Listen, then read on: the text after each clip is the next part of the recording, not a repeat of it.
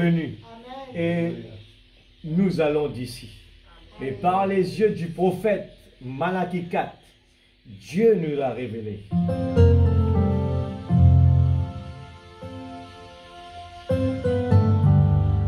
Jusqu'à ce jour, personne ne peut nous dire que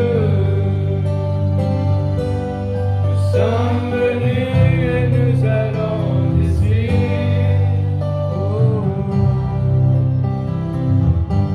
Mais par les yeux du prophète Dieu nous a révélé. Il était avant qu'il ne fût Dieu jusqu'à la demeure future. Les nouvelles choses sont déclarées. Je sais que très bientôt je serai enlevé d'ici. L'ange de Dieu est ici, conduisant nos âmes dans l'invisible, l'inaudible, l'inconcevable. Vois pourquoi l'impossible en ce nouveau jour. L'ange de Dieu qui n'était pas vu depuis 2000 ans est apparu. Il nous prépare pour partir.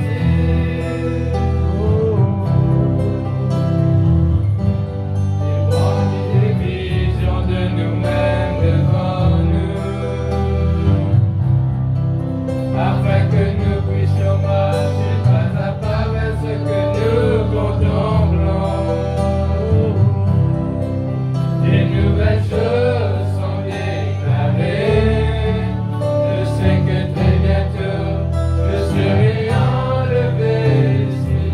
L'ange de Dieu est ici, conduisant nos âmes dans l'invisible, l'inaudible, l'inconcevable. Vois pourquoi l'impossible en ce nouveau jour.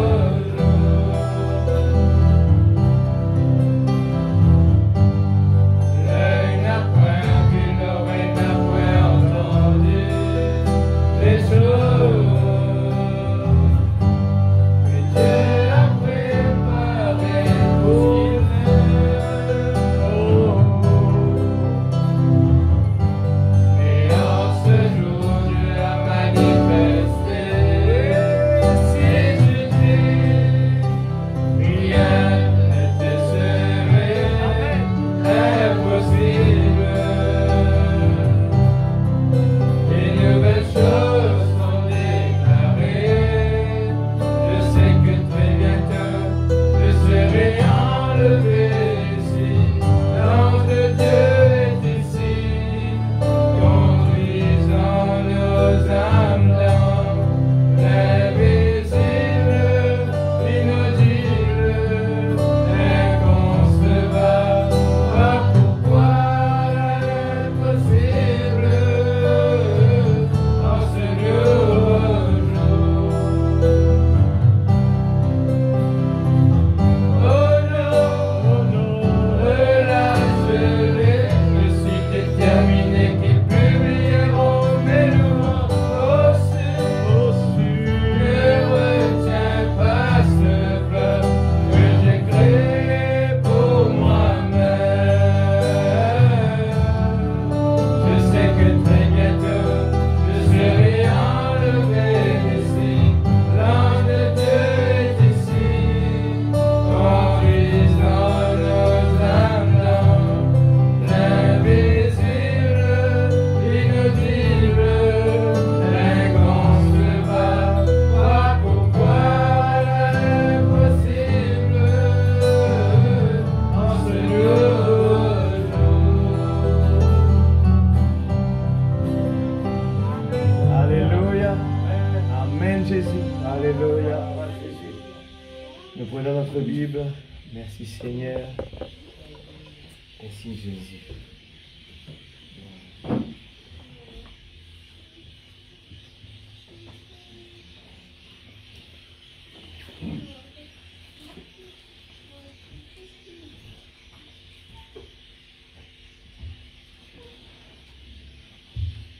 Nous allons, si Dieu le veut, terminer avec le 6e saut ce soir. Mais nous allons pas répéter Apocalypse 6, qu'on le connaît bien par cœur maintenant. Et nous allons passer directement à lire un deuxième. Gardez toujours ça en tête, Apocalypse 6, verset 12. Et nous allons directement dans, eh bien, Apocalypse 21, verset 10. Apocalypse, livre de la Révélation, chapitre 21, verset 10. Alléluia. 10 jusqu'à 16.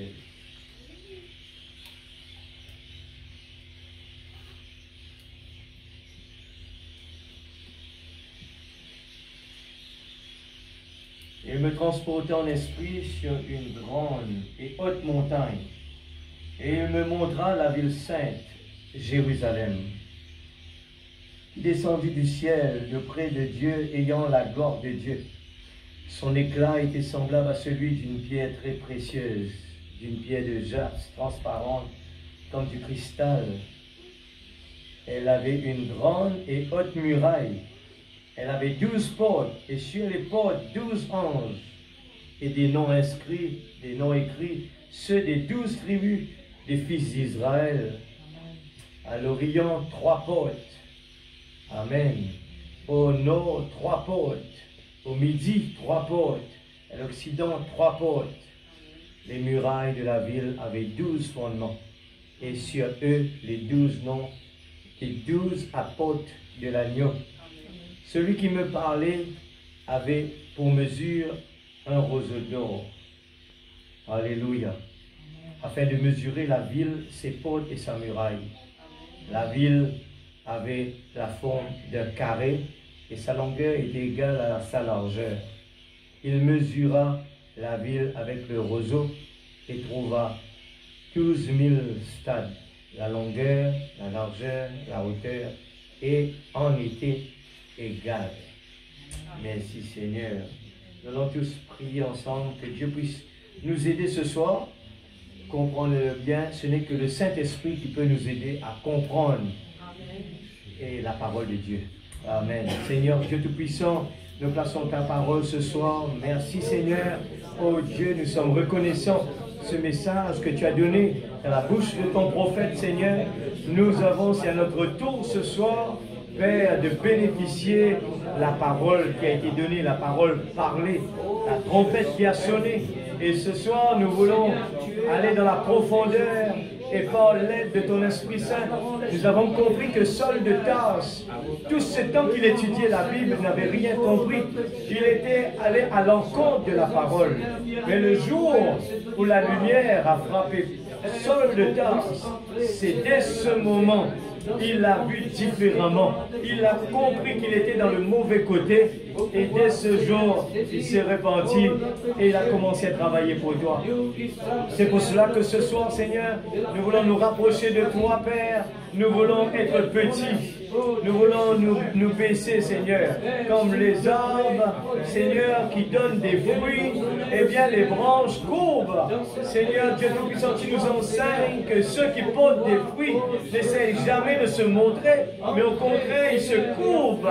Seigneur, Dieu Tout-Puissant, ce soir, nous voulons dans l'humilité, dans l'unité de la parole, Seigneur, arriver à la pointe de la pyramide. Ce n'est que la pyramide, Seigneur, oh Dieu, qui vient nous faire rencontrer Jésus. Deux personnes ne peuvent pas se rencontrer, mais en fixant sur Jésus, nous allons nous rencontrer quelque part. Seigneur, Dieu Tout-Puissant, dans le nom de Jésus, prends la directive de la parole, enseigne tes enfants, afin que nous puissions être plus solides, nos âmes, puisse, Seigneur Dieu, trouver plaisir, et que le désir puisse augmenter dans notre vie, et que le désir grandissant nous fait comprendre, Seigneur, ce que heureux celui qui trouve son plaisir et la médite jour et nuit. Il est comme un arbre planté près d'un courant d'eau qui donne son fruit en chaque saison. Ce soir, nous ne voulons pas écouter la parole avec notre intellectuel. Nous voulons écouter la parole avec nos cœurs. Notre cœur, c'est là où tu règnes. Nous voulons, Seigneur, apprendre de toi. Apprends-nous à t'aimer, Seigneur. Nous voulons produire des choses surnaturelles dans notre vie. Nous voulons que le surnaturel puisse se montrer. Oui, Seigneur Dieu, se démontrer davantage. Seigneur, à travers de chacun de tes enfants. Bénis, Seigneur, l'instrument ce soir, Père. Oh Dieu, dans le nom de Jésus-Christ, que ton onction puisse descendre ce soir. Garde-nous éveillés, Seigneur. Concentrés sur ta parole. Enlève toute distraction. Enlève tout sommeil. Nous voulons vraiment garder le cap. Le temps est dangereux. C'est pour cela que nous voulons prendre le sérieux. Seigneur Dieu, il est temps de se préparer.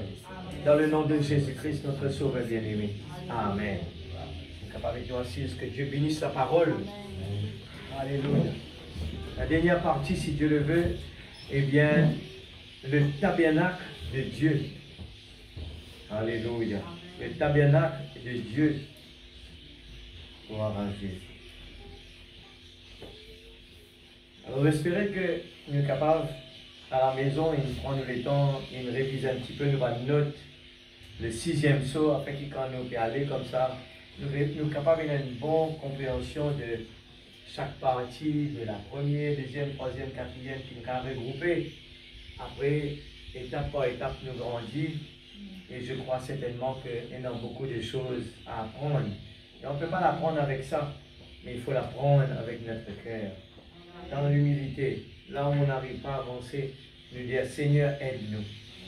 Je dis tout le temps, c'est que Saul de Tarse était sincère. C'était quelqu'un qui recherchait la présence de Dieu. Mais tout ce temps, Saul de Tarse était à l'encontre complètement de la parole. Et pourtant, il étudiait la parole. On peut étudier la parole, on peut utiliser la Bible et faire du mal. Amen. On peut prendre la parole de Dieu par manque de révélation, manque de sagesse. Nous allons faire du mal aux autres avec la parole de Dieu. Et des fois, on peut mal transmettre la parole de Dieu par faute de compréhension. La parole est cachée. La parole, il est caché. Dieu l'a par exprès caché. Il a besoin des petits enfants. C'est la parole qui le dit. Il a besoin des gens qui essayent tout le temps de s'abaisser. C'est là que Dieu intervient. Eh bien, le 6e saut nous connaît, il parle nous, eh bien, on a parlé beaucoup des vierges folles, les 144 000 juifs, la grande tribulation pour ceux qui ont manqué l'enlèvement. Et la tribulation a été placée pour purger eh bien, ceux qui n'ont pas réussi dans leur examen, eh bien, ceux qui n'ont été pas remplis du Saint-Esprit, eh bien, la tribulation, c'est le nettoyage. Alors, la Bible nous l'explique toujours comme cela, c'est que l'or, pourtant il est l'or dans la terre, il est de nature, l'or, mais il ne peut pas être utilisé comme il est. Il faut qu'il soit purgé. Et la même chose, c'est que l'or passe par le feu. Et après le feu, il est purifié, purgé. Alors les enfants de Dieu, qui est symbole des vierges, nous aurait bien dit, la parole, eh bien, les vierges, le mot vierge, la Bible nous dit que les vierges, il y en a des folles et il y a des sages. Mais ils sont tous des chrétiens. Vierges, c'est les chrétiens. Et dans les chrétiens, il y en a 3 types de chrétiens. Dans la parole, il est dit. Il y a le soi-disant,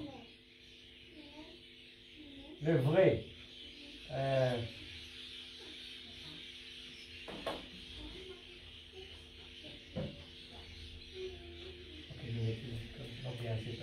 Il y a 3 parties. 3. Le soi-disant, le vrai croyant, et le 3e, c'est quoi? C'est aide-moi pour rappeler un petit peu. Et non-croyant, voilà. 3. Alors, ce n'est qu'un prophète de Dieu qui explique nous, eh bien, qu'avant, quand nous titons dire vierge folle, nous disons ce sont des gens du monde, ce sont des incroyants. Mais non, un vierge, il est vierge, mais il est folle et sage. Alors, le prophète nous explique que les folles et les sages, ils sont remplis du Saint-Esprit. C'est ça la différence. Maintenant, il a fallu un prophète pour nous expliquer c'est quoi être rempli du Saint-Esprit, comment être rempli du Saint-Esprit. Et c'est pour ça que beaucoup de gens, eh bien, je te vivre comment je t'en vis, et croyant que tout va bien. Mais la parole nous l'explique très bien que on connaît l'arbre par ses fruits. Ce qui veut dire que les sages vont porter des fruits de ce qui est à l'intérieur. Malheureusement, les folles, eux, ils attendent le dernier moment. Après, ils vont demander aux sages, donne-lui de votre huile. Allez lire, c'est dans la parole. Quand le maître est arrivé, eh bien, les folles, ils sont venus. C'était des chrétiens qui allaient à l'église, c'était des bonnes personnes. Mais ce n'est pas suffisant. C'est dans la Bible, la parabole des vierges. Alors, les trois objectifs du 6e sceau, on en parle. Les vierges folles, l'appel des 144 000 juifs et la grande tribulation. Amen. Alléluia. Merci Seigneur. Nous parlons aussi, eh bien, un petit peu, nous frôlons un peu les trompettes. Nous dire aussi que, eh bien, juste pour clarifier les choses, nous dans les sceaux, la révélation des sceaux, ça, c'est pour les gentils, c'est nous. Et puis nous avons les trompettes. C'est pour qui?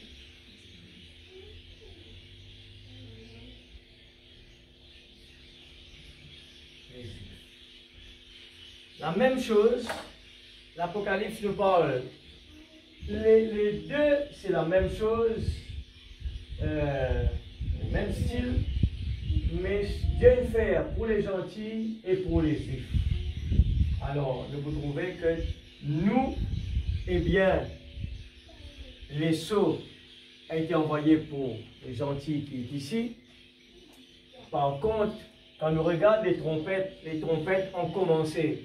Depuis quand exactement, si quelqu'un a dit ça? Quand les trompettes ont commencé? Les trompettes, c'est pour les Juifs. La révélation des trompettes, c'est le livre de l'Apocalypse qui en parle. Pardon? Exactement. Les trompettes, eh bien, les Juifs, quand ils vendent Jésus, les trompettes ont commencé. Après Jésus, maintenant, à partir, eh bien, nous gagnons à partir de Titus, quand les premières tribulations commençaient. Les tribulations après Jésus. Les Juifs, c'est une rate, eh bien, la personne qu'il fallait, c'est Messie, c'est Satan, et finalement, c'est livré Jésus, c'est Messie, et Jésus tourne vers les gentils, et finalement, les Juifs commencent à payer sous les trompettes. Il y a 7 sceaux et 7 trompettes. Et les trompettes c'est la révélation qui nous parle de tout cela. Alors, il parle aussi des 3 malheurs. Alors, si le cas cause fort, juste pour nous faire une récapitulation rapide il parle de 3 malheurs. Si vous êtes capable de demander. Pardon? Voilà. Alors, maintenant, sous quelle trompette il peut causer nous? Nous fait aller en ordre. Ici, c'est le 5e trompette qui lui parle de la Première Guerre mondiale. Les gens croient que c'est aussi que la parole, si nous réaliser que l'histoire qui est accomplie là, depuis 2000 ans, avant 2000 ans, la parole finit par parler de tout cela. Alléluia. Sixième. Sixième, c'est deuxième guerre. Ce sont les trois malheurs. Que l'Apocalypse parle. Amen. Alléluia. Gloire à Jésus. Et maintenant,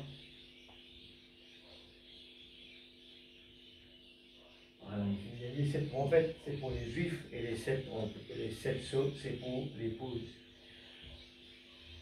Voilà. Alors, il parle aussi de l'interruption, l'Apocalypse, c'est un livre qui me parle beaucoup. Dernièrement, il parle de, même que ce soit au niveau de la nature, des choses qui nous peut trouver là, il peut parler de toutes ces choses qui, devant nous lisiez, il parle de l'interruption de la nature. Même la nature peut témoigner. Nous trouvons la famine, la maladie, les tsunamis, les volcans, l'arme nucléaire, la crise économique, le tremblement de terre. Alors une chose que les enfants de Dieu connaissent très bien, c'est que nous connaissons très bien qui peut venir par devant. Parce que Dieu, à travers de ce prophète, il parle de tout cela. Dans les 7 visions, nous pas pour tourner là, mercredi dernier, nous parlons là. Ces visions, avant que cela arrive, le prophète finit prédire par rapport aux guerres. Tout cela a été prédit et tout il arrive exactement. Alors, si nous en vit vraiment, si nous ne sommes pas encore sûrs, les gens disent, est-ce que le prophète, mais si tout ce que la Bible a enseigné, les gens n'ont pas compris, Dieu a envoyé un prophète pour l'expliquer à travers de sa bouche.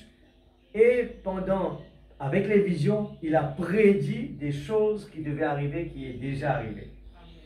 Alors, avec cette conviction, aujourd'hui, nous pouvons terminer le 6e saut, par la grâce de Dieu.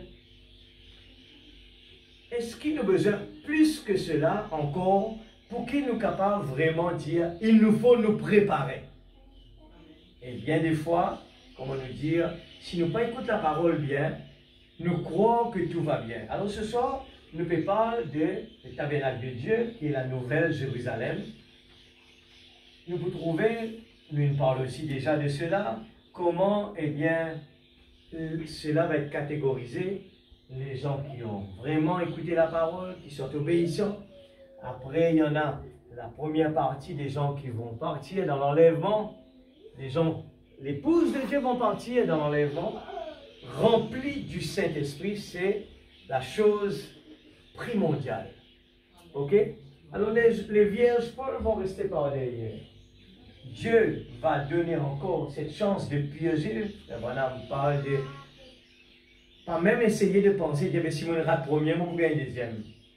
Mais la chose qui ne pas réaliser, est-ce qu'on va pouvoir tenir debout à travers de la tribulation? C'est très très dur. Ce qui nous suivent, vous trouvez que la grande tribulation, eh bien, c'est quelque chose de vraiment à éviter totalement. Amen. Alors, nous avons besoin de faire de nos mieux pour nous efforcer. La Bible dit nous efforcer d'entrer par la porte étroite. Amen. Alors, quel était le problème des folles? C'est qu'ils n'ont pas une connaissance. Nous parlons de quelque chose qui est bien, pour autant qu'ils nous besoin. Les gens ne savent pas gérer aujourd'hui, c'est le temps. Le temps. Le temps est décidé par nous. Quand nous parlons, eh bien, de qui suis-je? Dieu, il met à l'intérieur de nous quelque chose qu'il appelle la décision. Dieu donne nous qui choisir. Nous lever, c'est nous qui choisir. Nous dormir, c'est nous qui choisir. Nous envie de mettre bon Dieu première place, c'est nous qui choisir. Nous envie de mettre deuxième place, c'est nous qui choisir. Alors c'est nous choix qui pouvons décider que tu es prédestiné. Amen. Alors, nous pouvons souligner, nous pouvons mettre fort là, nous pouvons enfoncer le clou. Faites attention, beaucoup de gens pour trouver dans la trappe vierge folle. Ce sont des gens qui se croyaient prêts. Parce que je viens à l'église, je crois dans les messages, je crois en la Bible, je crois en Jésus, et je donne la vie pieuse. Alors, c'est pour ça qu'il tout le temps nous répète, c'est comme aller lire l'enfant prodigue. L'enfant prodigue vient devant Jésus, tape son estomac, et qui nous a fait pour nous sauver? Alors, lui dit, tu crois qu'il finit près, mais il y a quelque chose qui est bien important que l'enfant prodigue, et bien, l'homme riche, pardon, qui est bien, pas de faire attention, qui répète, le type retourne pour nous aujourd'hui, quand le type parle, eh bien, des idoles. C'est que beaucoup l'attrapent, pour tomber là-dedans, parce que nous, tout le temps, croyons que les idoles, c'est du monde qui adore, et bien, une statue. Mais le prophète vient nous expliquer que les idoles n'est pas simplement des statues, mais les idoles et toutes les choses qui prennent la place, la première place dans notre cœur. Parce que n'oubliez pas que Dieu nous a créés pour être des vrais adorateurs qui adorent Dieu en esprit, en vérité. Amen. Dieu n'a pas créé nous pour venir la terre pour faire l'avenir. Non, c'est ça. Ça, c'est secondaire. Il dit, cherche d'abord le royaume de Dieu. Amen. Et toutes choses vous seront données par-dessus. Il y a toujours par derrière des bénédictions, des promesses que Dieu a données. Dieu n'a pas dit nous écraser une montagne, mettre les secondaires. Dieu a une place sur la terre pour être des adorateurs. Amen. En tant que Dieu, il a besoin des adorateurs pour être Dieu. Alors, dans sa création, il a pensé à l'épouse parfaite. La petite épouse, c'est une personne digne de ce nom qui est prêt pour le servir. Mais le diable vient et change tout. Les gens par eux-mêmes cherchent de se satisfaire par les exploits qu'on arrive à faire sur la terre. On fait des exploits et les gens veulent que les gens disent « Ah, il est grand, il est grand, il est intelligent. Il est comme ça, il est comme ça. » Alors, on se sent vraiment flatté. Mais on aura beaucoup de surprises avec cela. C'est temporaire. On peut avoir tout l'or de la terre, mais quand on nous appelle de rentrer, on quitte tout ça par derrière. C'est ce qui se passe, on le voit devant nous tous les jours. Les gens, et je commence à voir je vois les gens aujourd'hui, même à Rodrigue, c'est une personne qui ne fonce pas. Arrivé à un moment, ils disent, écoutez, on va tout vendre, on va profiter maintenant de la vie. Il faut ralentir la vitesse. Alors faites bien attention, nous vivons dans un moment où il faut faire bien attention. À n'importe quel moment. Ceux qui le suivent, les informations, le message dit, il est plus tard que nous le pensons. Amen. Ça peut être à n'importe quelle minute où vous voyez quelque part en train de répondre. Alors faites attention. Nous allons tout de suite prendre la demeure future de l'époux céleste et de l'épouse terrestre, 364. Remarquez maintenant, il y aura beaucoup de place. Suivez bien ce soir, on termine le 6e psaume, c'est très beau. Vous allez le voir, comment Dieu dans sa pensée avait déjà pensé à nous mettre sur la terre. Comme je le répète, nous tellement soucions-nous des choses ici-bas. Alors, en tant qu'enfant, il faut passer les examens. Après cela, il faut trouver un travail. Après cela, il faut se marier. Après cela, il faut construire la maison. Après cela, on est tellement occupé tout le temps qu'on passe à côté de quelque chose d'extraordinaire. Que toutes ces choses qui sont secondaires ont pris la place de Dieu. Remarquez maintenant, il y aura beaucoup de place sur la nouvelle terre. Oui, vous voyez, beaucoup de place. Elle aura été rénovée, c'est vrai, par le feu. Mais il n'y aura plus de mer. Remarquez, la ville forme un carré de 1500 milles, 2,414 km de côté. Maintenant, écoutez attentivement, pendant que nous dessinons ces dimensions, il me faut effacer le tableau un instant. Frère Branham efface ces illustrations précédentes. Ici, il y a une profonde révélation de Dieu. Ici, je vais m'y arrêter. Aucun de ces autres. Je parlerai du reste, le Seigneur voulant. Remarquez maintenant, la terre est Eh bien, si vous prenez le livre de l'Apocalypse, vous pouvez voir comment il l'a mesuré en coudées et en stades. 2300. Donc là, on voit que la ville forme un carré de 1500 2414 km de côté. 368, vous savez jusqu'où ça irait? J'ai mesuré ça cette semaine. Ça irait de Maine jusqu'en Floride et de la côté maritime jusqu'à 600 966 km plus loin à l'ouest du Mississippi. Autrement dit, la moitié des États-Unis juste pour la ville. La moitié des États-Unis juste pour la ville. Vous dites, il n'y a pas de place. Une fois la mer partie, je te rappelle, il dit qu'il prenait tellement le feu pour tellement, eh bien, même l'eau pas pour résister dans cette période-là, que l'eau, la mer va être desséchée totalement. Et là, il dit, une fois la mer partie, il y en aura quand les 4/5 de cela, à peu près, c'est dans l'eau. Pas vrai? Vous connaissez la terre, 4/5. Il y a beaucoup de place sur la terre et remplie avec de l'eau. L'explosion asséchera la mer. La terre fera irruption. Oh là là!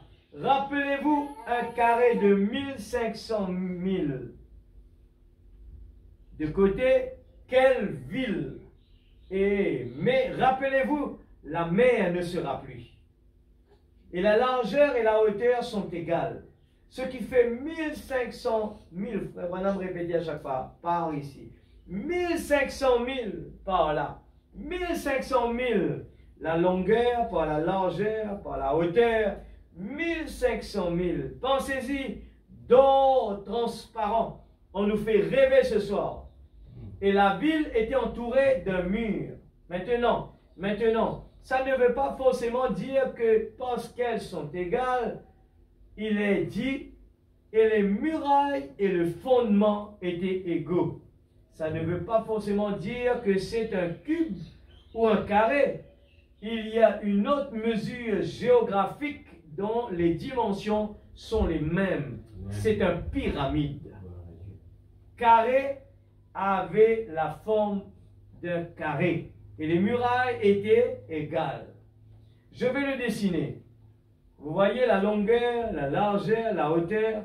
On va arriver à quelque chose. Aussi sûr que 2 et 2 font 4. Voyez? Remarquez, les dimensions de cet angle-ci sont exactement les mêmes. Toute la longueur, par la largeur, par la hauteur, il y a une autre mesure, la pyramide, qui démontre ça.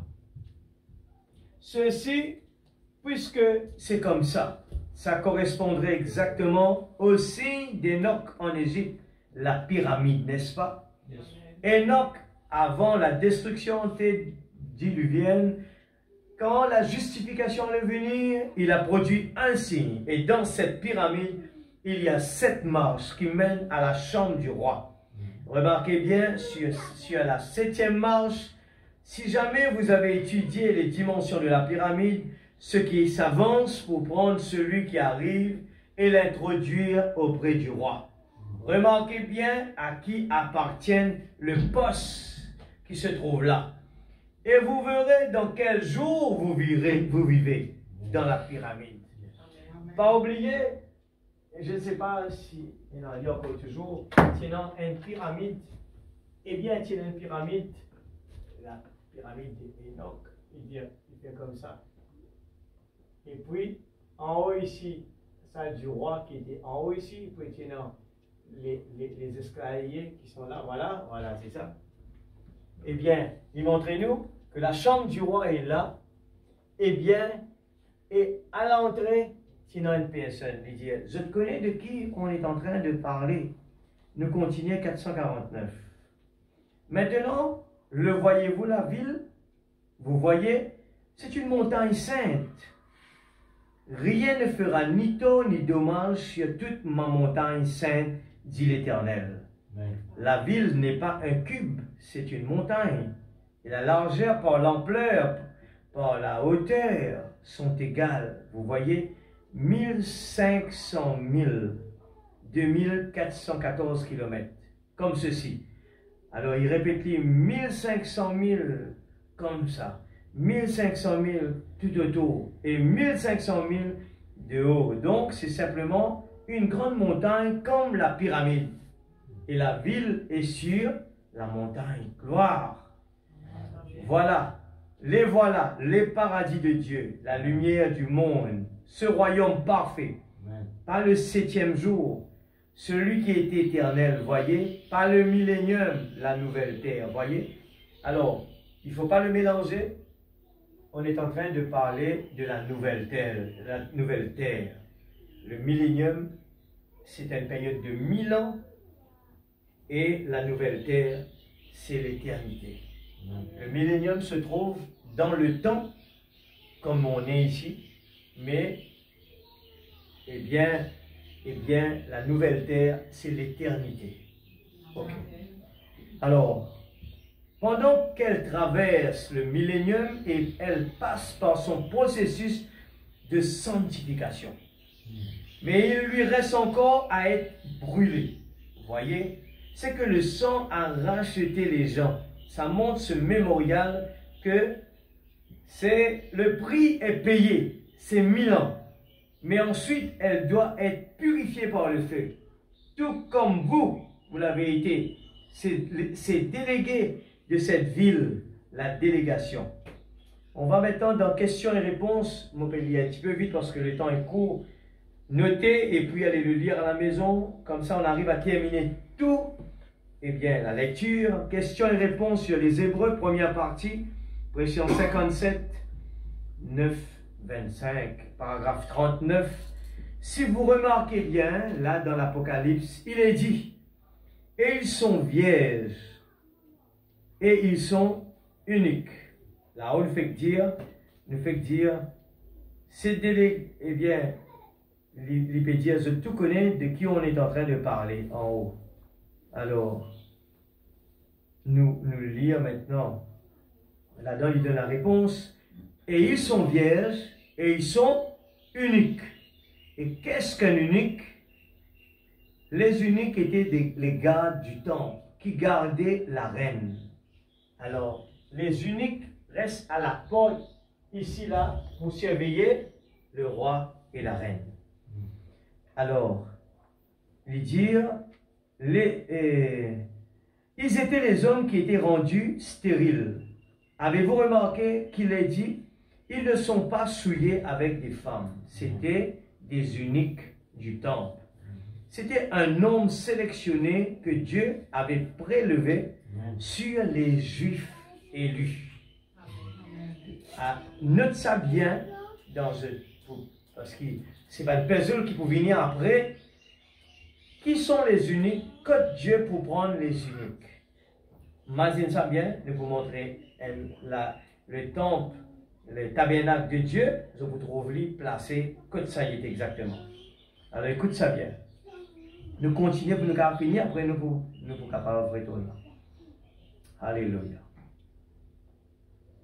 Alors maintenant, si vous remarquez bien, si nous pouvions aborder cela pendant un petit moment afin que cela soit bien fixé dans votre esprit, au point où vous pourrez vraiment. Alléluia. 73. Voilà vos uniques du temple. Ils sont juste 144 000. Juste une petite poignée.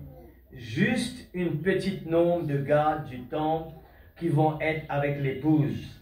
Simplement, une escorte pour elle. Ce sont les 144 000 qui sont l'escorte de l'épouse, les uniques du temple. Écoute ça bien, l'épouse, c'est très peu de gens qui vont partir comme l'épouse, mais c'est pour ça que la parole dit à 1 sur 1 million. C'est un endroit que la parole dit à nous, efforcez-vous d'entrer par la porte étroite. Les vierges folles ne veut pas dire que les folles, eh bien, je ne peux pas pour sauver, si je peux sauver. Mais je peux passe par un moment vraiment à ne pas conseiller. Et ces gens-là n'auront pas la même place que l'épouse. dans la nouvelle Jérusalem. L'épouse de Dieu va être avec Jésus, le roi et la reine. Et les Juifs vont, c'est là que Dieu va puiser, eh bien, les eunuques, les gardes du roi. Les Juifs n'auront perdu la place ici. Quand nous lisons, eh bien, le livre d'Esther, nous pouvons comprendre la pensée de Dieu. Quand nous lisons le livre d'Esther, quand le roi appelle la reine refuse de venir et lui dire c'est une insulte. Et à partir de ce jour, lui faire un appel, lui dire cherche-moi les plus belles filles du palais. Et le roi pour faire un deuxième choix. Et nous connaissons l'histoire très bien que Esther, qui représente les gentils, eh bien, elle a été l'élue. Exactement la pensée de Dieu se répète, c'est les types. Alors, regarde comme c'est beau. La reine, eh bien, au début, elle était une personne importante, mais elle a perdu sa place. Les Juifs étaient supposés avec le roi dans le palais, mais ils perdent sa place. Amen. Et qui mérite cela, c'est les gentils. Amen. Mais ce n'est pas donné. Écoute ça bien. Ce n'est pas cette place, n'est pas donnée seulement. Ce n'est pas facile de dire, efforcez-vous d'entrer par la porte étroite. C'est pour ça que l'ange dit avec frère Branham, parce que tu as choisi le chemin difficile. Alors, mettez ça bien dans la tête, que l'enlèvement ne sera pas quelque chose de facile. Ce ne sera pas quelque chose que tu es capable de temps en temps de vivre un chrétien, de temps en temps nous dans le monde, de temps en temps un chrétien, de temps en temps nous dans le monde. Et que la première place de nous le cœur, c'est nous la case, c'est le travail, c'est n'importe quoi que ce soit qui trouve dans la terre. Il nous faut rassurer que la première place de notre cœur, nos pensées, notre cœur, c'est donner totalement à Jésus. Amen. Et c'est pour ça qu'il y prend l'exemple, le mari et la femme.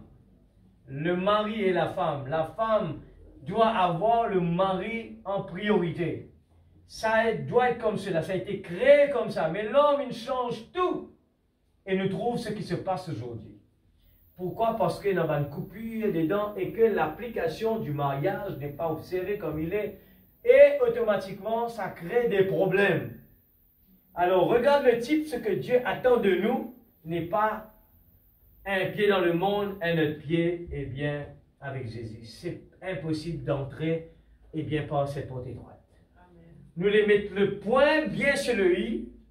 C'est pour ça que quand on regarde Bandioun dans les églises qui ne croient pas, eh bien, aux prophètes, eh bien, ils sont capables d'oublier totalement qu'avec, sans l'instruction d'un prophète de Dieu, comme il s'est fait avec, eh bien, Esther, eh bien, le roi, il envoie quelqu'un vers les belles femmes qui représentent les vierges.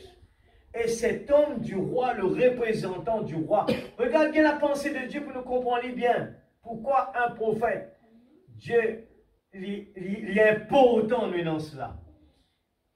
Dans Esther, la même chose, il lui donne son représentant, et le représentant, eh bien, tous les jours, avec ses belles filles qui peut dire, le roi aime ça, le roi n'aime pas ça, le roi aime ça, le roi n'aime pas ça. Et seule Esther avait pris à la lettre chaque parole, eh bien, que Haggai peut dire lui faire. Amen. Écoute ça bien, l'Église. Nous ne sommes pas capables de prendre une partie ce que le prophète peut dire nous appliquer, et nous pouvons comparer nous avec les autres. Nous avons besoin vraiment avec l'Esprit de Dieu. L'eau nous gêne. Seigneur, je suis en train de lire ta parole. N'a pas de pose question pour un champion, puis à l'autre question, nous ne pas l'embrouiller. Il nous faut écouter la parole. La parole peut être révélée par le Saint-Esprit. Le final, la Bible dit nous, la semence a été sémée. La pluie tombe Prends l'arrosoir, si ça l'arrosé, il fallait qu'il la pluie qui saute du ciel, tombe dans sa plante là, les faire indifférents. J'étais vraiment surpris. Il dit, mais ça, de l'eau. Mais il fallait s'appuyer là, les gars, ça de l'eau. Mais si nous ramasse de l'eau, nous dit, mais dans la période de sécheresse, mais nous avons planté des haricots. Moi, il y a de l'eau dans mon bassin. Il dit, non, il fallait la pluie tomber. Moi, je dis, bien, je ne pas comprendre, mais pas de l'eau. Non, ce n'est pas de l'eau et de l'eau. Il faut que ce soit la bénédiction de Dieu. Alors, c'est là que le Saint-Esprit est important. Arroser la parole. Amen. On va l'écouter. Beaucoup de gens sont tombés l'église. Des gens dans ce message, avec ce message, sont tombés. Eux-mêmes, ils ont enseigné ce qu'il faut faire, ce qu'il ne faut pas faire. Et ils ont été pris dans le piège eux-mêmes. Ils sont tombés l'église. Alors, ça ne veut pas dire que nous, on est tranquille, on est bien. Non, il nous faut faire très attention, spécialement le temps qu'on est en train de vivre. C'est pour ça que Jésus dit, restez veillés et priez pour ne pas tomber dans la tentation. La tentation, il est partout. Alors, ne perdez pas le temps à dormir, mais restez veillés et priez. Et nous trouve tout de suite après Pierre, il a la guerre contre la chair et le sang parce qu'il manque de l'huile dans cela vie. Amen. Alléluia.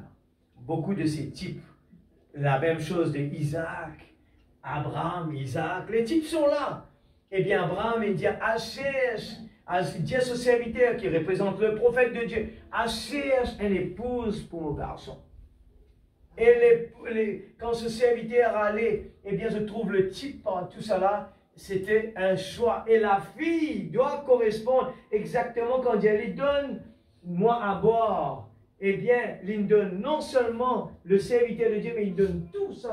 La frère Branham m'expliquait, il dit, ce sont des drômes et des drômes que les chameaux boivent.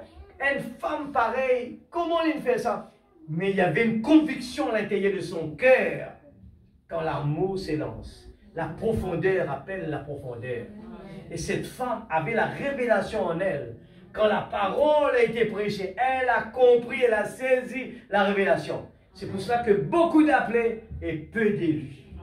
Les gens parlent avec les gens comme ça. Croire en Jésus, vous serez sauvés. Oui, vous allez être sauvés. Mais là-bas, beaucoup de gens croient, eh bien, on va partir. Nous, quand Jésus va venir, on va partir. Mais non, c'est pas comme ça. Il y a des principes, il y a des procédures. Ce n'est pas difficile quand il y a l'amour dans notre cœur. La première chose initiale, c'est d'avoir Dieu dans notre cœur. Il faut le rechercher. Il faut avoir le désir dans notre cœur. C'est pour ça que quand le Saint-Esprit habite en nous, toutes les choses de ce monde deviennent, eh bien, comme de la boue pour nous. C'est la parole qui le dit. Rien ne nous intéresse dans ce monde. Allez perdre notre temps avec des moqueurs. On ne veut même pas entendre parler de cela. On ne veut même pas perdre. C'est des pertes de temps. C'est pour ça David l'a dit, heureux l'homme qui trouve son plaisir dans la loi de l'Éternel. Qui la médite jour et nuit. Ça veut dire après notre travail, tout le moins petit temps qu'on a, il ne faut pas le perdre avec quoi que ce soit. Il faut rester dans la parole. Ce n'est plus l'église. J'essaie de ne pas dire plus que ça. C'est le moment comme les gens qui étaient dans la chambre. À l'extérieur, il y avait la mort. On les recherchait pour les tuer. À l'intérieur, ils sont restés là à appliquer ce que Jésus leur a dit. Restez veillés et priez pour ne pas tomber dans la tentation. Nous sommes arrivés dans un moment où venir dans la présence de Dieu, avoir sommeil, être distrait, c'est très grave. Je le dis sincèrement. On est en train de jouer, on est carrément de l'autre côté là-bas. Quelqu'un qui est sage, ses yeux qui est comme ça. Quand on est en train de parler de la parole de Dieu, c'est ça qui l'intéresse. Rien d'autre. Pardon.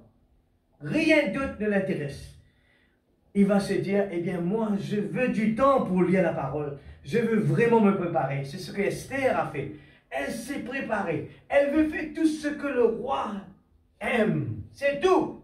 Les autres se contentaient. On est belle, on est belle. Alors comment les gens puissent venir dire, eh bien, ils sont prêts, que ce prophète, il est faux, alors qu'il est en train de vous dire, pour venir dans ce message, il faut quitter tous vos bijoux, il faut arrêter de couper vos cheveux. Mais si c'est un faux prophète, pourquoi il vous donne un chemin difficile? Un faux prophète vous donne un chemin large, facile. Mais un chemin difficile, c'est là où la vérité est. C'est difficile, c'est vrai. Mais pour un enfant de Dieu, il ne s'intéresse pas à la gloire du monde. Il ne s'intéresse pas à ce que les gens vont dire de lui. Il s'intéresse à ce que Dieu va dire de lui. Amen. Amen. Alléluia. Continue. On est arrivé à 544. Vous devez observer la Vierge endormie. L'église ordinaire, confessionnelle, voyez-vous. Vous devez considérer l'église, c'est-à-dire premièrement le juif premièrement, qui est juste une personne aveuglée, attendant sur la touche. Vous devez monter la marche suivante, lequel représente la Vierge endormie qui traînait, qui sautait simplement pour aller à l'église et adhérer à l'église, un très bon gars. Ensuite, vous devez considérer l'église spirituelle, l'enlèvement, l'épouse, la voilà. Ces trois catégories de gens, ils ne sont pas mélangés, pas du tout. Amen. Écoute ça bien l'église. Si nous pouvons tromper, Zodi, écoute ça bien. Pour notre prier quand on arrive. Si nous pouvons tromper, nous pouvons courir dans le ciel là. Eh bien, regarde les déclarations de la parole.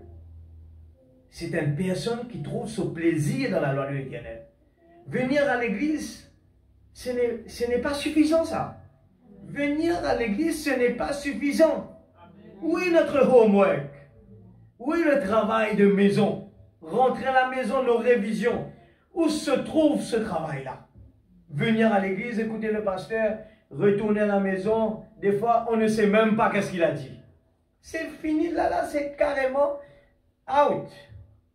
Il faut que la parole nous donne des personnes. Aujourd'hui, il nous a donné la tête. Alors on se dit, il manque le bras. Mais il ne faut pas se le casser la tête. Où est le bras? Non, ça va venir. Le prochain réunion, on écoute la parole. On va lire à la maison. On va lire la parole. On va lire. Ah, voilà le bras est là. On va continuer à lire. On va lire. On n'a pas compris où se trouve le bras. Où se trouve la tête. Mais au fur et à mesure, le puzzle arrive jusqu'à ce que c'est complet. C'est quoi le puzzle? C'est la pensée de Dieu. Quand on a compris la pensée de Dieu, on est comme Esther. Pas besoin, frère Branham dit, de nous tapoter pour venir à l'église. On est un chrétien. On ne peut pas être ailleurs que d'être au pied de Jésus. Marie a choisi la meilleure des places. Être au pied de Jésus, c'est au pied de Jésus, à l'église, à la maison, c'est aimer la parole, se nourrir de la parole. Un sportif, eh bien, quand il va soulever des poids, il y a quelqu'un qui va l'indiquer comment manger, qu'est-ce qu'il faut manger, qu'est-ce qu'il ne faut pas manger.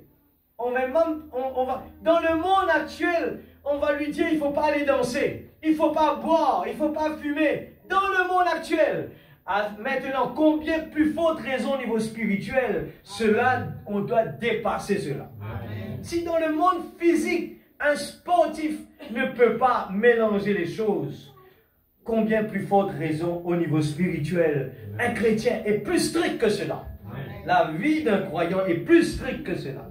Amen. Ils ne sont pas mélangés du tout. Ils sont tout à fait différents. Il ne s'agit pas de ce que les témoins de Jéhovah déclarent, à savoir que les 144 000 sont l'épouse. Ça, c'est faux. Ce sont les Juifs, voyez-vous. Il y a l'épouse, je souligne, les Juifs et la Vierge endormie. Prenez-les tous et dites, eh bien, ils occupent tous trois des positions différentes. Tous constituent trois catégories différentes de gens. Ce soir, nous vous parle de trois catégories différentes. L'épouse. Numéro 1. Moralité. Les vierges endormies. Nous pouvons trouver le tabernacle de Dieu dans les dessins qu'il nous faut trouver après là. Et puis nous pouvons capables faire le schéma, ce que Frère Branham peut dessiner. Et bien nous capables trois catégories. L'épouse, les juifs et la vierge endormie. L'épouse, les Juifs. Voilà. 3 catégories.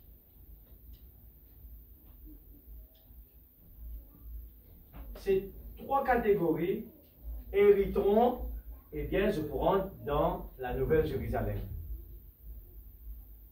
Mais dans 3 classes différentes. Le fait finit dans les que, eh bien, les 144 000 autres positions. C'est ici que les eunuques, les 144 000, c'est ici que Dieu prévoit les eunuques pour tirer là-bas, eh bien, je pour être le garde. Et puis, nous prenons l'épouse, deuxième, l'épouse et le roi, ici.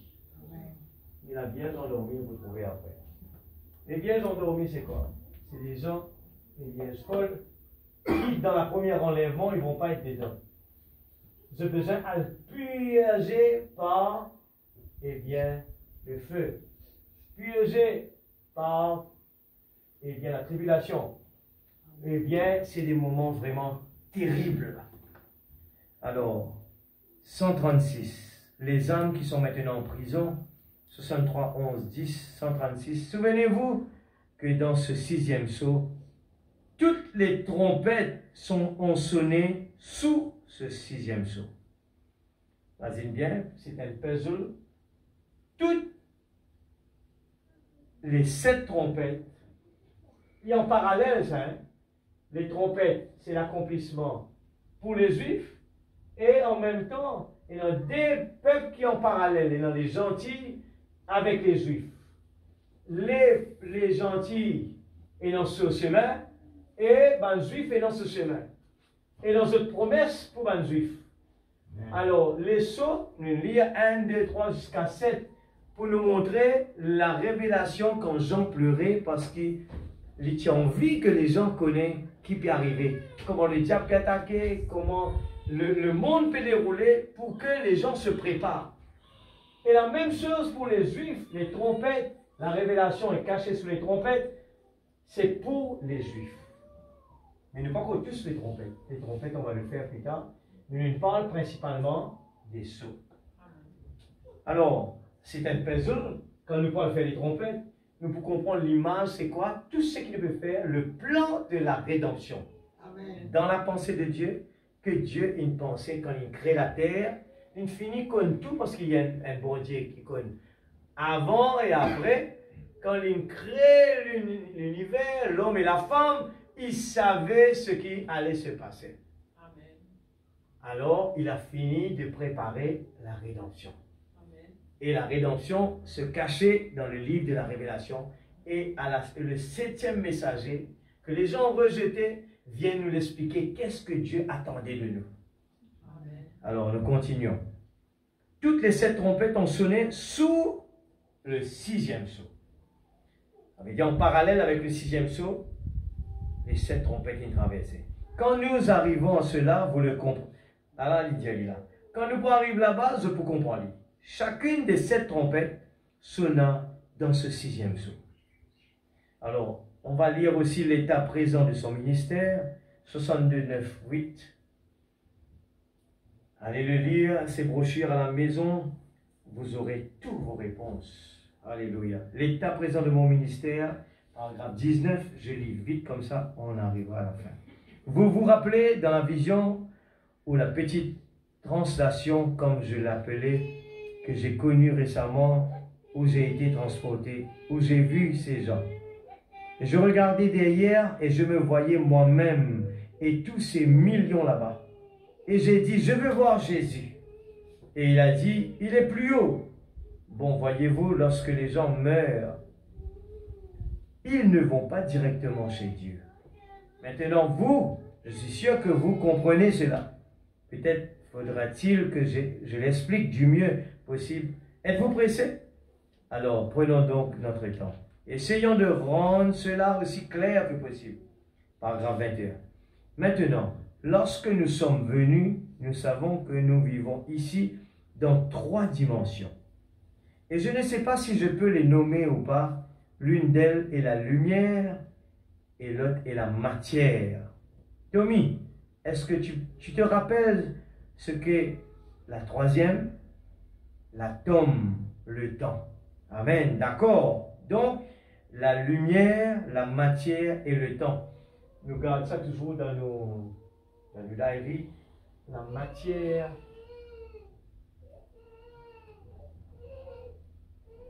le temps.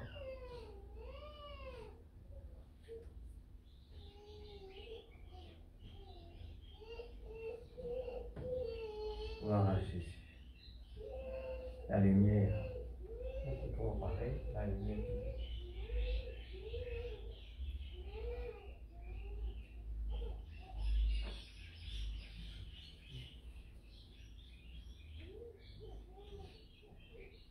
Vous comprenez plus facile.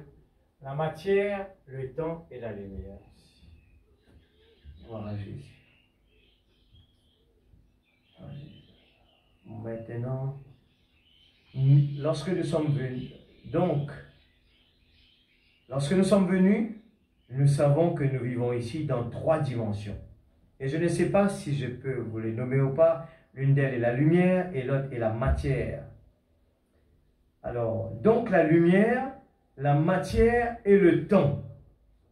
Et nos 5 sens contactent ces dimensions. Notre vue contacte la lumière. Notre toucher contacte la matière. C'est qui nous toucher? La matière. Amen. Nous lisiez, contacte la lumière. Ce que nous trouvons avec la lumière. Et notre toucher contacte la matière, etc. Maintenant, mais nous avons en quelque sorte contacté par la science la 4e dimension. Parce qu'à travers ce bâtiment passent des images, des voix de la radio, des images de la télévision, que nos sens ne contactent pas. Mais cependant, il existe une antenne ou un cristal qui capte ces ondes atmosphériques et qui les manifeste. Donc vous voyez ici même dans ce bâtiment, il y a maintenant des actions vivantes des gens dans l'air. Vous prenez une télévision, vous le mettez ici, et vous cherchez des ondes, et vous captez ce que les gens envoient dans l'air partout là. Il y a des images, des gens qui jouent au foot, des gens qui parlent, plein de choses. Ce sont des choses qu'on ne peut pas ni voir, ni toucher, ni rien. Mais il faut, la 4e dimension, c'est la science qui l'a inventée, capter ces ondes-là. Amen. Alléluia. Alors, que nos sens ne peut pas contacter. Mais cependant, il existe une antenne ou un cristal qui capte ces ondes atmosphériques et qui les manifeste. Donc, vous voyez ici même dans ce bâtiment, il y a maintenant des actions vivantes, des gens dans l'air, il y a des voix vivantes, elles sont là. Nous le savons. C'est absolument la vérité. Et la seule chose que vous faites, il les capte. Je ne comprends pas la mécanique, ces choses que la science a inventées, mais nous savons que cela nous prouve qu'il y a une 4e dimension. Imaginez ça bien, les dimensions, c'est important. C'est important, c'est un puzzle. Maintenant, la 5e dimension, c'est là vers où le pécheur, l'incroyant qui meurt. La 5e dimension, c'est là vers où le pécheur, l'incroyant qui meurt. Notez, une dimension. La 5e dimension est en quelque sorte, eh bien, la dimension de l'effroi. C'est place où on veut, donc on va le faire. Et lorsqu'un chrétien meurt, il va dans la 6e dimension. Et Dieu est dans la 7e dimension. Alors regarde la différence d'un croyant, il va attendre dans la 6e dimension. Et un pécheur attend le jugement dans la 5e dimension. 6e pour le chrétien et Dieu est dans la 7e. Donc maintenant vous voyez le chrétien lorsqu'il meurt va sous l'autel de Dieu directement dans la présence de Dieu sous l'autel. Et il est au repos. Pour analyser la chose, lorsqu'un homme a un cauchemar, il n'est pas tout à fait endormi. Il n'est non pas non plus éveillé. Il est entre le sommeil et l'état éveillé. Et c'est cela qui lui donne ces tremblements et ces cris horribles. Parce qu'il n'est ni endormi, ni éveillé. Et ne prenant que cela, cela montre où un homme va lorsqu'il meurt inconverti. Amen, l'Église. Saisis ça bien. Frère Branham prend l'exemple d'un cauchemar. Un cauchemar, c'est quelqu'un qui ne dort pas.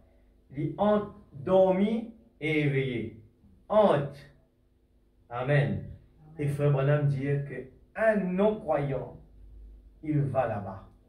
Et je peux comprendre qu'après, il peut dire que c'est terrible pour que quelqu'un entre les deux.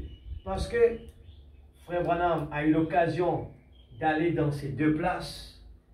Et son corps était sur terre, son esprit était parti dans ces deux endroits. Et pendant qu'il est parti de l'autre côté, il disait que c'est comme si quelqu'un qui tombait dans l'air, qu'il essaye d'appeler des gens, il veut arrêter. Alors quelqu'un qui reste, qui continue continuellement tomber comme ça, il n'arrive pas à respirer.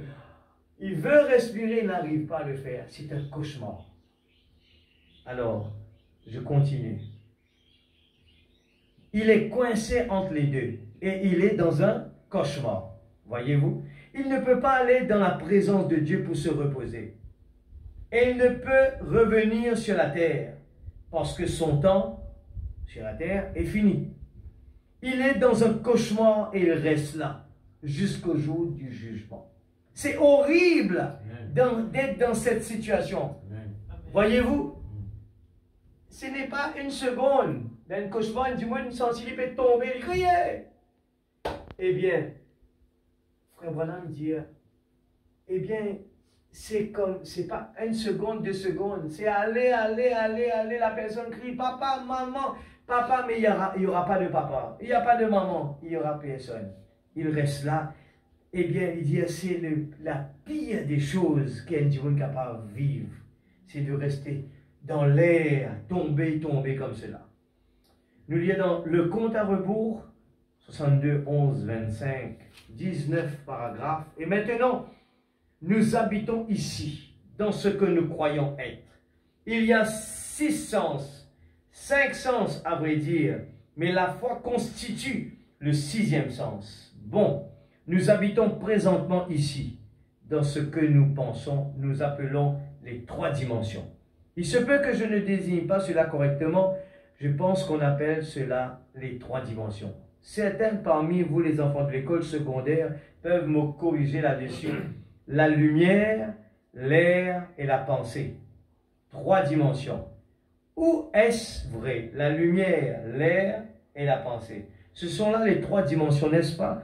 Je pense que c'est correct, d'accord? Maintenant, nous savons qu'il y a une autre dimension qui est la 4e dimension.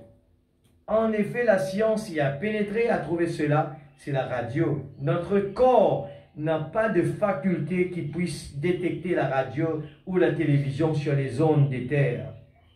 Cependant, il y a des voix de gens qui nous traversent maintenant même. Il y a des images de la télévision qui passent ici même. Mais il n'y a rien en nous, aucun moyen du tout pour nous d'entrer en contact avec cela. Il faudra une espèce de cristal, un aimant, pour entrer en contact avec cela. Mais cela montre qu'il y a une autre dimension. Maintenant, ça fait 4 dimensions.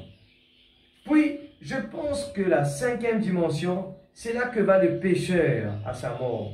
Maintenant, je pense qu'à sa mort, le pécheur va dans cette 4e dimension. Remarquez, pour commencer, il ne peut pas entrer dans la présence de Dieu parce qu'il est un pécheur.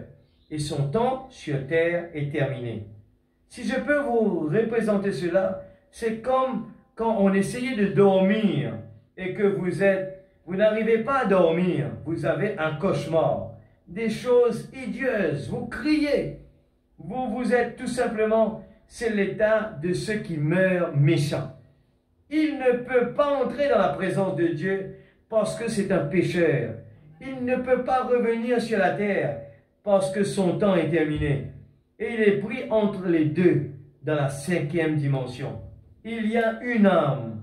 Il ne peut pas entrer dans la présence de Dieu parce qu'elle n'est pas couverte du sang.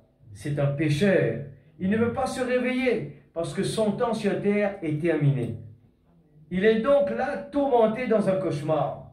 Pensez-y donc avant que vous n'y entriez. Un cauchemar, un cri. Beaucoup parmi nous ont eu des cauchemars. C'est juste parce que on nous dit que c'est parce que les deux consciences sont en action. Le subconscient et la première conscience, et on est pris entre les deux. Et c'est ça le cauchemar. Et à sa mort, le pécheur, il est pris dans son âme, entre la terre et l'enfer, dans un cauchemar. C'est là qu'il se tient. Maintenant, la 6e dimension, c'est en Christ, les saints morts ou les saints en repos dont l'œuvre est complètement terminée sur la terre. Et qui sont entrés en repos avec Christ sur l'autel. C'est beau. Cela peut être comparé à un beau rêve qu'on n'aimerait pas voir s'interrompre en se réveillant. Amen. Ce n'est pas un rêve, c'est naturel, c'est réel. Mais je vous présente simplement cela sous forme d'une parabole. Évidemment, la 7e dimension, là, c'est Dieu seul. Nous lisons, eh bien, dans les âmes qui sont maintenant en prison, eh bien, 80. Paragraphe 80, 63, 11, 10. Quelle différence donc avec la vision que j'ai eue? Il n'y a pas longtemps, celle d'être dans la gloire avec les gens. Quel contraste! Mais quant à celle-ci, alors que je tombais, finalement, j'appelais papa à mon secours. Bien entendu, n'étant qu'un enfant, c'est tout ce que je pouvais faire. J'appelais papa à mon secours et mon papa n'était pas là. J'appelais ma mère à mon secours. Que quelqu'un me retienne. Il n'y avait pas là de mère. Je ne faisais que descendre. J'ai alors appelé Dieu à mon secours. Et il n'y avait point de Dieu là. Il n'y avait rien là. Et plus tard, j'entendis le son le plus lugubre que j'eus jamais entendu. C'était la sensation la plus affreuse. Il n'y a pas moyen. Même un feu naturel flambant serait un plaisir à côté de ce que c'était. Oh, ces visions n'ont jamais été fausses. Et ce fut une des sensations les plus horribles que j'ai jamais eues. Si nous continuons, 80, 82, regarde, ça va pédaler ici. J'entendis un bruit en quelque sorte comme celui d'un royaume hanté. Et à ce moment-là, même je regardais, c'était des femmes qui s'avançaient. Et elles avaient du machin vert. On pouvait juste voir leur visage. Et elles avaient du machin vert sous les yeux. Et leurs yeux étaient comme prolongés en arrière, comme les femmes aujourd'hui se maquillent les yeux. Prolongés en arrière comme cela. Et juste leurs yeux. Et juste leurs yeux et leur visage. Et elles faisaient. Oh là là. Voilà, il explique un Dieu, c'est horrible. Alors, c'est un peu le témoignage. Là, on n'a pas pris l'exemple quand il était au ciel. Il voyait quelqu'un qui disait « Mon frère bien-aimé ». Et Frère Branham pas connu, il dit « Mais c'était moi-même ». Elle était tout jeune, 19 ans. Et Frère Branham, il me connaît, c'était une vieille dame. Il dit « C'était vous qui m'avez prêché au Canada là-bas ». C'est merveilleux, l'Église. Faites tout ce qu'on peut faire pour ne pas rater cela. Amen. Alléluia. 83. Ouais, je l'ai ici. 83. J'ai tout simplement crié très fort. Oh Dieu, sois miséricordieux envers moi. Sois miséricordieux. Oh Dieu, où es-tu? Si seulement tu me laisses retourner et vivre, je te promets d'être un bon garçon. Bien, c'est la seule chose que je pouvais dire. Maintenant, Dieu le sait. Et au jour du jugement, il me jugera pour cette déclaration. C'est ce que j'ai dit. Seigneur Dieu, laisse-moi retourner. Je te promets d'être un bon garçon. L'Église, on n'aura pas cette chance, nous. Alors, il nous faut faire des efforts. C'est comme quelqu'un qui est tombé malade. quand il arrive à l'hôpital, il fait des promesses. On connaît cette histoire-là bien. On fait des promesses quand on est sur le lit de l'hôpital. On fait des promesses, on va écouter le docteur. On ne va pas faire ces bêtises. Quand le docteur dit ne consommez pas trop de sucre, n'essayez pas de rester à la maison assis comme ça cloué. Il faut marcher, il faut être en action. Et là, on a tout de suite la force. On va marcher. Pourquoi le docteur a dit ça? Ah, j'ai failli mourir. Alors, je ne veux pas mourir. Je vais aller marcher. J'ai la force automatiquement. Je ne vais pas manger comme ça. Je ne vais pas manger des bêtises. Je vais manger ce qu'il faut manger. Parce que le docteur a dit ça. Sinon, je vais mourir. C'est ce que le prophète raconte. Et des fois, parce qu'on n'a pas vu cela, on se dit, demain, on va le faire. Demain, on va commencer à le faire. Demain, on va le faire. Demain, on va le faire. Arrive un jour, c'est trop tard. Restez priés. Restez veillés, priez pour ne pas tomber dans la tentation. Ah oui, quand je termine mon travail, là, c'est sûr. Je vais commencer à mettre Dieu en premier. Est-ce qu'on aura le temps? Église, il n'y a pas une coïncidence qu'aujourd'hui, le 17, le 16 août, on est en train d'attendre ça. Et c'est cette parole-là, c'est cette parole même qui va nous juger un jour. Pas moi. C'est moi aussi pareil. Ce que je suis en train de dire, je dis Seigneur, aide-moi Seigneur, sois miséricordieux. Donne-moi encore une chance Seigneur. Je te promets que le travail ne va pas passer devant toi. Que la maison ne va pas passer devant toi. Dorénavant, je te promets Seigneur, à l'heure de la prière, je te promets toujours à tes pieds, Marie a choisi la meilleure des places. C'est la priorité des priorités. Même que j'ai rien mangé à la fin du mois, c'est pas grave. La priorité des priorités. Je veux te mettre en priorité, Seigneur. Amen. Alléluia. Je te promets, Seigneur, je vais être un bon garçon. Frère Branham a dit ça. Quand il a vu tout cela, dans la langue, eh bien, que nous pratiquons, on ne peut pas exprimer cela. Comme je le dis, il est à l'hôpital, c'est vrai qu'on oublie après. On oublie après. Les hommes qui sont maintenant en prison, 84. Quand j'avais reçu cette balle, j'avais dit des mensonges, j'avais fait presque tout ce que je pouvais être fait. La seule chose que je puisse dire, je peux tout aussi bien le dire pendant que je suis ici maintenant. Et quand je regardais, que je vis, que j'étais presque à moitié coupé en deux, je dis, oh Dieu, sois miséricordieux envers moi. Je sais que je n'ai jamais commis l'adultère. Tu sais que je n'ai... Frère Branham, quand il y a un coup de balle, il est à moitié mort, hein? Il dit, Seigneur, tu sais que je n'ai jamais commis l'adultère. C'était la seule chose que je pouvais dire à Dieu. Je n'ai jamais accepté son pardon et toutes ces choses. Simplement, je pouvais dire, je n'ai jamais commis l'adultère. Et alors, on m'emmena là-bas et là, je criais, oh Dieu, sois miséricordieux envers moi. Je serai un bon garçon si seulement tu me laisses retourner. En effet, je savais qu'il y avait un Dieu quelque part. Et ainsi, aide-moi.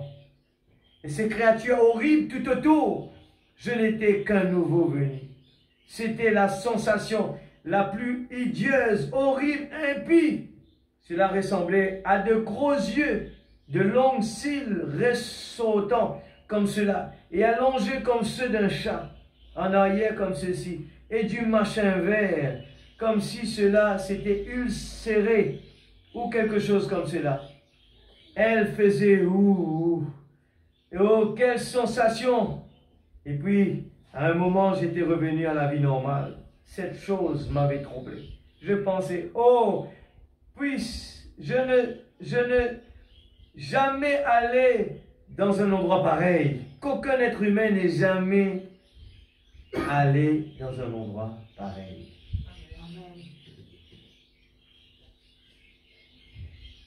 L'Église du Dieu vivant. J'ai dit qu'une partie seulement. Allez lire ces brochures, l'état présent de mon ministère, le compte à rebours. Eh bien, les âmes qui sont maintenant en prison, allez lire tous ces brochures-là. J'ai dit simplement, je viens là, l'Église, ma petite contribution de crier ces paroles qui sont dans des brochures, dans la Bible. Je dis, Seigneur, je veux le faire. Enfin, les gens qui ne le lisent pas, au moins entendre cette parole-là. Et commence à dire, je vais commencer à lire mes brochures. Je ne veux pas avoir des surprises. Quand mon pétone, le prophète, peut parler, eh bien, de ces exemples, quand il a failli, il a un coup de balle, quand il est parti en enfer, il est parti visiter le ciel, il a dit, je te promets, si tu me retournes là-bas, être un bon garçon. Cela me fait penser quand j'étais malade, je le dis. Quand on voit la mort en face, on sait qu'on n'est pas encore prêt. Et on se pense tout de suite, je vais vous dire, la première chose on n'a pas le temps de penser, eh bien j'ai oublié de terminer mon travail, j'ai ce travail-là terminé, j'ai ça à faire, on n'a pas le temps de penser à ça. On pense tout de suite. Est-ce vrai? Donne-moi encore une chance, Seigneur. Donne-moi encore une chance. Pourquoi faire? Pour aller mettre notre vie en ordre. C'est la seule chose, l'Église. Je suis en train de parler du temps. C'est important. Avant, passe-moi le dessin un petit peu. On va regarder ce que le prophète parlait. Le numéro 1, 2, 3. La première chose, Old Testament. C'est en anglais. Je vous l'explique. Regarde la pensée de Dieu. Allez relire votre Bible. Allez relire vos brochures. Ces dessins, il y a 3 dessins on va regarder ensemble avant de terminer pour vous dire ce qu'on a lu dans Apocalypse 21. Le tabernacle qui est carré. Il a parlé des murs. Alors, le dessin reste pareil, mais regarde, le type va changer. Là, on est en train de regarder l'Ancien Testament. Dans l'Ancien Testament, excuse-moi, des fois, on avait lu là, il y avait, eh bien, l'Ancien Testament, on avait parlé, c'est le tabernacle. Ok? Le tabernacle. Dans le tabernacle, on a parlé des 12 tribus d'Israël. Les 12 tribus d'Israël, vous trouvez, je te nom paraître là. Ruben, Siméon, Gad. Et la Bible explique là-bas, qu'on va le voir après, ils sont alentour des murs. Mais dans l'Ancien Testament, il parle du tabernacle de Dieu. Ça, c'est la première. Le tabernacle qui est là, le lieu saint des saints. Eh bien, et puis, le outer court. Eh bien, le lieu saint des saints. Tout est là, c'est l'Ancien Testament qui nous parle du tabernacle. C'est pour ça qu'on est en train de parler du tabernacle de Dieu. Regarde bien le dessin. Ce qu'on a lu dans l'Apocalypse, on va le terminer à la dernière. Il y a les 4 êtres vivants qui est toujours présent. Je te connais, c'est qui? Les 4 êtres vivants, c'est un puzzle, il faut le garder en tête. Eh bien, il y a dans les 4 coins, l'Apocalypse nous le parle, le lion, l'aigle, le veau et l'homme.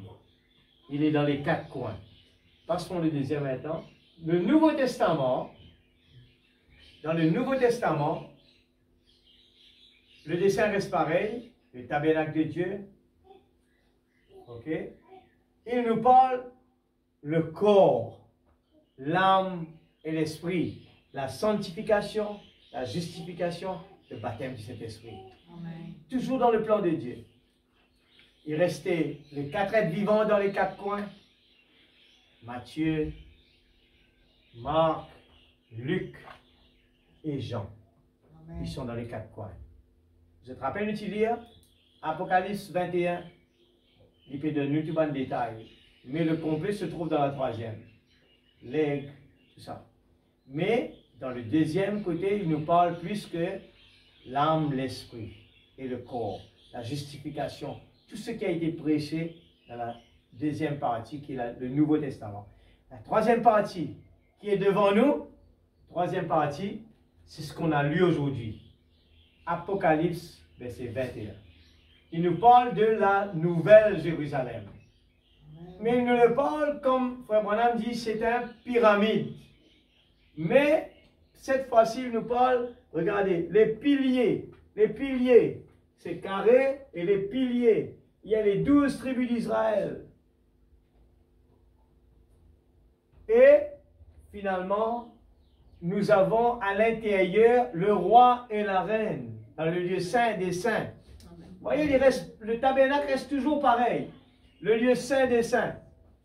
Et les 144 000. Regarde la réponse à ce qu'on est en train de parler. Où va se trouver ces trois personnes? L'épouse, vierge endormie et les Juifs, les 144 000. Nous pouvons regarder dans le tabernacle, dans la Nouvelle Jérusalem. La Nouvelle Jérusalem ici, c'est l'éternité. Dans la chambre du roi, il y aura Jésus et son épouse. La deuxième partie, c'est les 144 000. Je te rappelle une lire, les 12 portes, les 12 tribus, les 12 fondations, les 12 apôtres, Révélation, chapitre 21, 10, 15. C'est ça. Nous trouvons là, établi à l'entour. Les épîtres sont là. Jean, alors je ne vais pas trop connaître, tout est là. Matthieu, Thomas, Philippe, Marc, Luc, tous les évangiles, ils sont là. Ils sont placés là comme dans l'Apocalypse. 12 tribus sont placées là. L'époux et l'épouse, ce que nous, on a la chance de venir là. C'est l'endroit, et bien que qui est le plus extraordinaire. Nous, on a la chance de venir là. C'est un choix dépendant de nous. Si nous voulons choisir, eh bien, de croire à la parole, d'être rempli du Saint-Esprit, automatiquement, on tombe ici. Les Juifs, les 144 000, vont être les eunuques surveillant la porte du roi et de l'épouse. L'épouse, est-ce qu'il nous réalisait, c'est qui est l'épouse, l'Église? Est-ce qu'il nous réalisait que l'épouse, ça ne peut jamais être des croyants ballottants? Des croyants qui, on ne sait pas des fois s'il est croyant ou pas. Des gens qui parlent comme le monde. Des gens qui s'habillent comme le monde. Des gens qui... Moi, je partage ce que Frère Branham parlait dessus. Et on montrait les cheveux des gens, comment les gens copiaient sur le monde. Et Frère Branham avait vu cela depuis qu'il était sur la terre. Il parlait des cheveux des gens. Il dit, même les croyants, ils ont copié sur le monde. Ils vont faire des coupes, des cheveux comme des canards, la queue des canards. Ils ont copié sur le monde. Est-ce que ces gens peuvent rentrer là? Jamais. On ne peut pas rentrer là. Ici, si vous voulez le comprendre, allez lire le livre d'Esther. Vous allez comprendre que ce n'est pas un jeu de billard. Ce n'est pas quelqu'un qui est mélangé dans le monde. C'est quelqu'un, la Bible dit, sans tache, ni ride et sans défaut. Il ne peut pas copier sur le monde.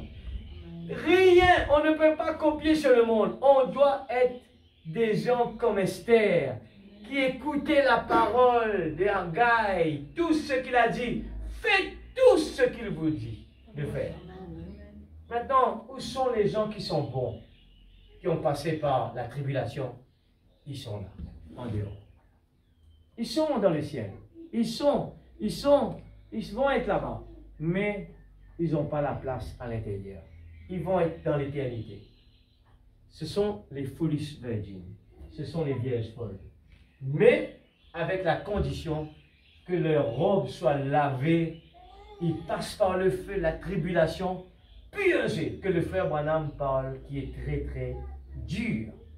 Ils vont vraiment être sauvés. C'est pour ça que les gens disent, tous ceux qui croient en Jésus vont être sauvés. Mais ils n'auront pas cette première place. La parole le dit, il y aura des catégories dans le ciel. Des catégories. Même les Juifs, je viens de le lire, peut-être, frère, qu'est-ce que vous êtes en train de me dire des catégories dans le ciel? Tout va être pareil. Non. Allez le lire. Apocalypse, chapitre 21, il vous parle des catégories des gens. Il vous parle de l'épouse et l'époux. Il vous parle qui vont être dans la chambre du roi. Même les Juifs qui ont la promesse d'être appelés, tout le monde, ils vont être là-bas en train de surveiller l'époux et l'épouse sur la porte. Et puis, on fera les righteousness. Les gens qui ont fait bon, les gens qui croyaient en Jésus, mais qui étaient vraiment qui n'étaient pas remplis du Saint-Esprit, c'est les vierges folles. Ils ne sont pas remplis du Saint-Esprit. Ils vont rentrer après la tribulation. Voilà, aujourd'hui on termine avec le 6e saut. Il y en a plein de choses dedans encore. Et on a brièvement, eh bien, donné un petit avant-goût pour aller lire ces brochures-là. Et dans plusieurs brochures, Frère Branham parle de tout ce qu'on est en train d'affaire. J'espère que Dieu va nous aider chacun de nous à comprendre. Moi, je suis vraiment béni, ça me met vraiment cet enthousiasme de fouiller, de lire. Mais je ne veux pas, je dis Seigneur, aide-moi. Je ne veux pas avoir la connaissance simplement d'aller dire à des gens, oui, telle année, ça va arriver, ça. Non, je ne veux pas ça moi. Je veux la vie de Jésus. Je veux la réalité de Jésus. Je veux la bénédiction de Dieu dans ma vie. Je veux qu'il y ait la joie, la paix, le bonheur dans ma vie. Dans ma maison, dans mon travail, partout. La victoire, même qu'il y aura des difficultés, on va passer par des hauts et des bas. Mais à l'intérieur, il faut qu'il y ait la paix de Jésus. Amen. Alors, on ne veut pas juste passer notre temps à être un coffrage. C'est quoi un coffrage? Je viens à la chair, je donne un coup de main à l'église d'avancer, je parle de la parole, je pars dans le monde, je pars parler de la prophétie, de la parole de Dieu. Après, je regarde, je dis, retirez-vous de moi, ouvrier iniquité. Si ça arrive, pas parce que quelqu'un apprécie la parole, pas parce que quelqu'un jouait à la musique à l'église, chantait à l'église, aller à l'église, que la personne, eh bien, va rentrer. Non. Il faut qu'on soit rempli du Saint-Esprit. Dans le cas contraire, j'ai dit, il faut mettre une croix totale, passer par la période de tribulation. On peut le faire. C'est pour cela que quand on prend la Sainte Seine, il nous dit, jugez nous-mêmes afin de ne pas être jugés. On peut, ça veut dire on a le choix encore. On a le choix. On est jugé ici. Nous-mêmes, on nous juge nous-mêmes là. On prend les décision, Seigneur, je te promets, j'arrête ça. Je veux marcher avec toi. Je veux vraiment donner ma vie totalement à toi. Je me juge moi-même afin de ne pas être jugé à la fin des temps. Amen. Vous êtes d'accord avec cela? Parce que l'épouse ne va pas passer par le jugement. L'épouse, c'est un enlèvement secret. Il va directement. Il ne passe pas par le jugement. Alors si nous nous jugeons nous-mêmes, nous ne serons pas jugés. C'est parlant de l'épouse. Alors, est-ce que nous voulons juger? On veut cacher les problèmes à la maison, cacher sous les draps? Non. On donne vraiment de tout de nous-mêmes. Prier. Et pour cela, on ne peut pas le faire individuellement, chacun de son côté. Il faut que l'Église, tout ensemble, prie les uns pour les autres. Il y a un moment où on ne va pas pouvoir tenir. Il y a un frère, une soeur qui est en train de prier pour nous. On ne peut pas faire ce travail-là seul. C'est un travail d'équipe. C'est pour cela que l'Église doit s'humilier. Afin que Dieu puisse prendre la première place dans nos cœurs. Et Dieu nous manipule. Il est le potier et nous sommes l'argile. Et l'argile, il ne répond pas. L'argile, il accepte. Et la main de Jésus, il alentour de nous comme ça. Et là, ça tourne. Il met la forme, il fait la forme. Et il ne répond pas. Quand la Bible lui dit, il faut faire ça, il dit, oui Seigneur, qu'il me soit fait selon ta volonté. Non Seigneur, ici la parole a dit ça, regardez mon frère, il ne fait pas ça. Regardez le pasteur, regardez la sœur. Non. L'argile, il ne dit rien. Il ne réagit pas. Il ne dit rien. Comme Jésus allait sur le bois de la croix. Et on le compare comme un brebis. Un brebis, il est toujours tranquille, il accepte tout. Il ne répond pas. Un brebis, il ne fait rien. Alors il partait à la boucherie comme un brebis. À la boucherie comme un brebis. Il accepte tout. Et là, le brebis va se faire tuer. Il ne fait pas de bruit, il accepte tout.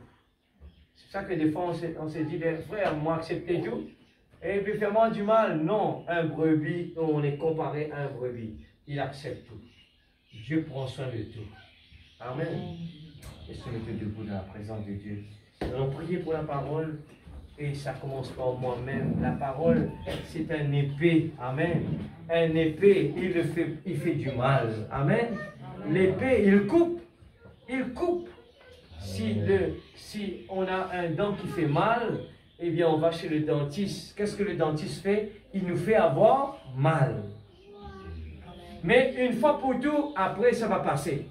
Parce qu'on a retiré ce qui nous fait avoir mal. Mais il faut passer par ces moments difficiles. Alors on accepte. Seigneur, aide-moi.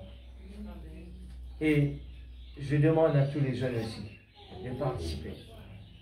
Les jeunes qui sont là, vous allez faire, eh bien, avoir des moments difficiles de plus en plus. Papa et maman, à l'époque, on n'avait pas autant de problèmes qu'aujourd'hui on a. On fait face à, eh bien, toutes ces choses qui volent notre temps aujourd'hui. Les grands, eh bien, on fait face à notre travail qui bouffe notre temps. On fait face, les jeunes font face, eh bien, à tous ces jeux. Eh bien, on a toujours quelque chose à faire. C'est pour ça qu'il faut prier. Il faut rester veillé et prier. C'est pour ça qu'on vient dans la présence de Dieu. Si on dort, on rentre à la maison. Et puis on va prier, Seigneur, que ta parole fasse son effet dans ma vie. Quelle est la parole de Dieu qui va faire face? Mais on n'a rien entendu. Amen, l'Église. C'est pour cela qu'il ne faut pas se distraire dans la présence de Dieu. Il ne faut pas dormir. Il faut venir à l'Église et écouter la parole. Amen. Moi, je dis sincèrement, je suis malade si on m'appelle dehors pendant que la parole est prêchée. Ne viens pas me distraire pendant que j'écoute la parole. Amen. Même s'il faut aller aux toilettes, je dis attendez un moment là. Amen. La parole est plus importante là. C'est pour ça qu'on se prépare avant la parole, on va aux toilettes. Parce que pendant que la parole est prêchée, on ne bouge pas. Amen. On ne supporte même pas que quelqu'un nous dérange. C'est la présence de Dieu, l'Église. Ce n'est pas frère Faniel. Oubliez cela. Lui aussi, il a le jugement devant lui. Je laisse la parole me juger. J'ai tellement de choses à faire. Beaucoup de corrections. J'ai fait tellement d'erreurs. Je dis, Seigneur, tous les jours, aide-moi, Seigneur. Je veux me rassurer que je suis rempli du Saint-Esprit. Je fais encore des bêtises, Seigneur. Je n'accepte pas cela. Je veux que, à l'intérieur de ma vie, la priorité des priorités soit aimer la parole. Aimer être au pied de Jésus. Allons prier ensemble. Seigneur Dieu Tout-Puissant, nous avons écouté ta parole ce soir. Ce n'est pas un hasard. Aide-nous, Seigneur. Comme, Seigneur, oh Dieu, le mouton, la brebis, Seigneur, qui est emmené à la bergerie. Il ne raisonne pas. Il n'essaye pas de raisonner, mais il accepte la parole. La parole, et c'est toi, on a écouté la parole qui vient, Seigneur, de toi ce soir. Ce n'est pas quelque chose qui a été inventé. Seigneur, je ne veux pas me comparer à quelqu'un d'autre. Je veux me comparer à la parole. Je veux être la parole.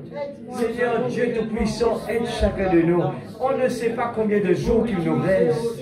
Nous voulons vraiment, on a toujours enseigné les gens. Noé a crié, entrez dans l'arche, entrez dans l'arche. Mais il y a eu seulement Noé et sa famille. Pourquoi? Parce que les gens raisonnaient dehors. Ils raisonnaient dehors. Mais ce soir, nous sommes en face de la parole. Et Seigneur Dieu Tout-Puissant, tu nous as mis devant nous, Seigneur, tellement de choses merveilleuses. Qu'est-ce qu'on va faire avec le certificat qu'on aura dans le monde? Qu'est-ce qu'on va faire avec les titres qu'on aura dans ce monde? Qu'est-ce qu'on va faire avec notre belle voiture? Qu'est-ce qu'on va faire avec toutes ces choses si demain on doit quitter ce monde?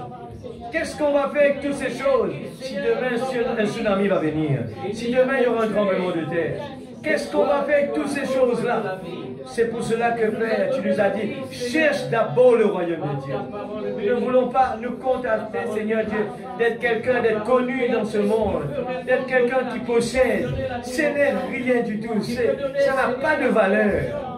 Oui, Seigneur, posséder dans ce monde de l'argent, bâtiments, voitures, la meilleure voiture, ce n'est rien du tout. C'est pour ça que Paul a dit, Seigneur, je veux voir toutes ces choses comme de la boue. Je préfère avoir une maison avec du pain sec, mais il y a la paix, qu'une maison remplie avec de la viande et qu'il n'y a pas la paix. Oh Dieu Tout-Puissant, ce soir, aide-nous, ouvre nos yeux spirituels à comprendre la parole. La parole nous veut nous corriger. Mais Seigneur, Nous nous comportons des fois comme les folles qui croient que nous sommes vrais. Nous acceptons le message. Nous sommes du message. Nous sommes différents des autres. Mais Seigneur, nous voulons être comme cet homme planté près d'un courant d'eau qui donne ses fruits en chaque saison, dont les feuillages ne flétrissent point. Nous voulons vraiment être prêts pour n'importe quel challenge, Seigneur. Nous voulons être prêts, Seigneur. Quand tu vas nous demander n'importe quoi, nous voulons être prêts pour répondre. Que ta volonté soit faite.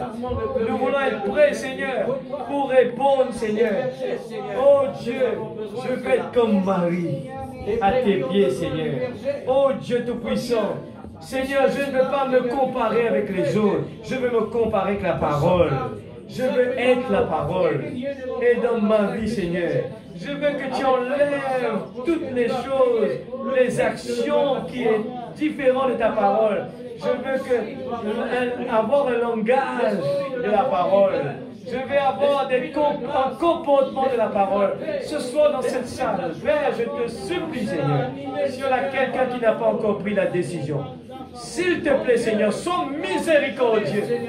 Nous voulons prendre au sérieux, Seigneur, le feu rouge clignotant, Père. Il est plus tard que nous le pensons. Tous ces messages sont en train de nous secouer. Tous ces messages sont en train de nous secouer. Et venir à l'église écouter la parole n'est pas suffisant.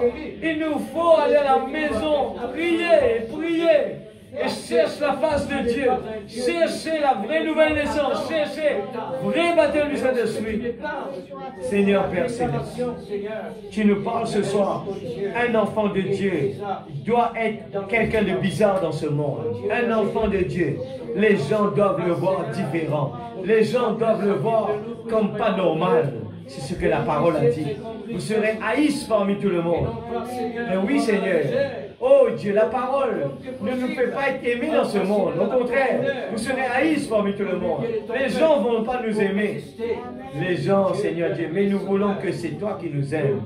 Nous voulons être l'épouse de Dieu. Seigneur, aide chacun de nous. Réveille-nous. Nous ne voulons pas aller jusqu'à ce cauchemar-là, Seigneur. Nous voulons nous priver nous-mêmes de toutes les bouts du péché. Nous voulons renoncer totalement à ce monde. Renoncer totalement à ce monde. Je préfère, Seigneur Dieu, Seigneur, rester pauvre dans ce monde, mais d'hériter le royaume. Seigneur, aide chacun de nous. Oh Dieu, oh Dieu, mais tu nous aimes quand même. Tu nous donnes ta bénédiction. Oh Dieu, mais nous voulons à aucun moment laisser ces choses passer devant toi. Oh Dieu Tout-Puissant, aide chacun de nous. Bénis tes enfants en rentrant à la maison et tes anges complètent de chacun de nous. Remplis-nous ton Esprit Saint, Père. Nous voulons, Seigneur, tous les jours, en se réveillant, merci Seigneur, aide-nous. Nous voulons nous aligner avec ta parole, Père. Chaque parole qui est prêchée, Seigneur, nous voulons écouter. Nous ne voulons... Seigneur, tu as mis quelqu'un ici, Seigneur, pour nous enseigner. Tu nous as donné un berger. Tu nous as donné un pasteur. Chaque mot qu'il nous dit, Seigneur, nous voulons vraiment prendre cela au sérieux. Pas parce que nous le savons déjà. Peut-être que Dieu, tu es en train de nous le dire parce que ce n'est pas l'actualité dans nos vies.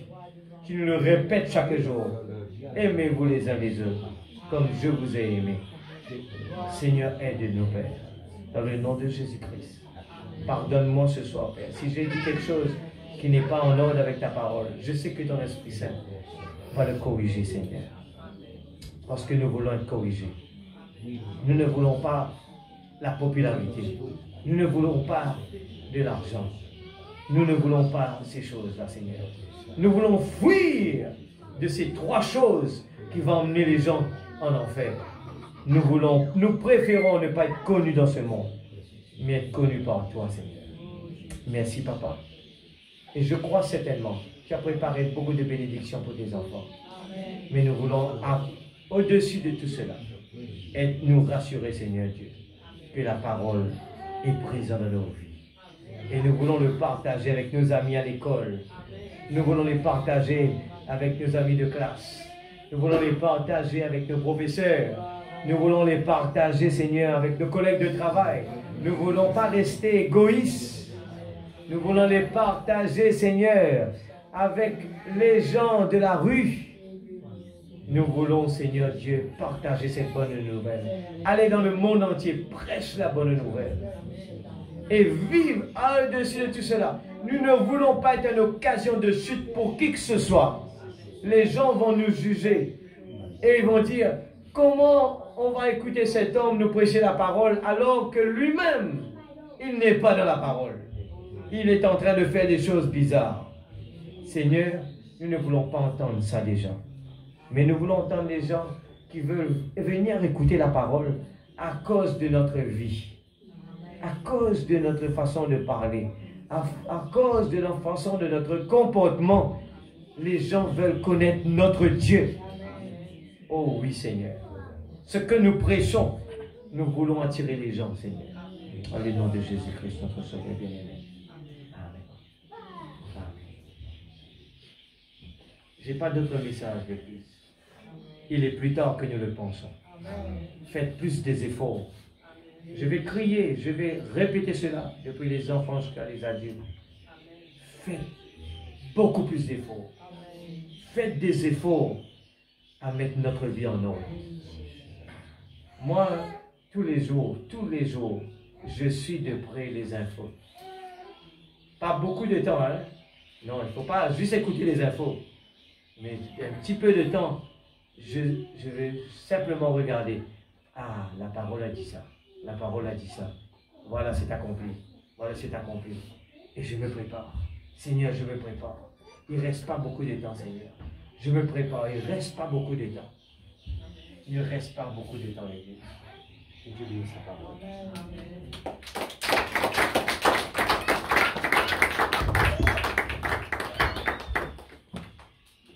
Merci, Seigneur.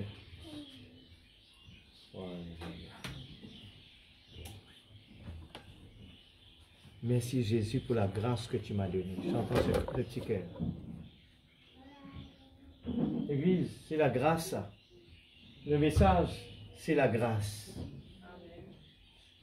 Moi, j'ai beaucoup de temps avant, quand on peut chanter, moi pas même connais qui m'ont peut dire. M'aurait dit ça encore. Moi, je suis juste content ce ban l'air, ce ban balancement. Mais à partir de maintenant, on me dit, Seigneur, chaque chant, même les chants qui traînaient aussi, c'est pas grave. Moi, regarde les mots, c'est des prédications, ça. C'est des prières, c'est des louanges. Qu'il faut qu'on le fasse avec notre cœur. Alors, la prière, c'est une prière. Merci Jésus pour la grâce que tu nous as donnée. Je ne peux rien te rendre, mais de tout mon cœur, je veux chanter. Merci Jésus.